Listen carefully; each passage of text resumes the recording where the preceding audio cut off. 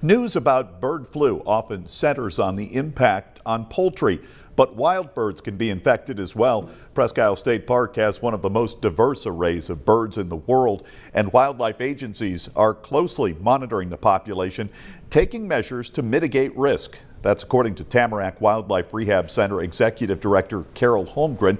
She says bird flu has affected wild birds and other animals here in northwestern Pennsylvania, but there's not a major outbreak so far. Holmgren says current weather conditions present the biggest risk for spread. She recommends avoiding walking or driving through areas where waterfowl frequent to prevent spreading the disease. Right now, with a lot of the lake frozen over, we've got more waterfowl congregating in a small space where if one's got it, they can spread it to each other. So that's definitely a possibility. And our risk is going to stay high pretty much through March. If anyone sees dead birds with a questionable cause of death, they're urged to contact the State Game Commission so they can investigate.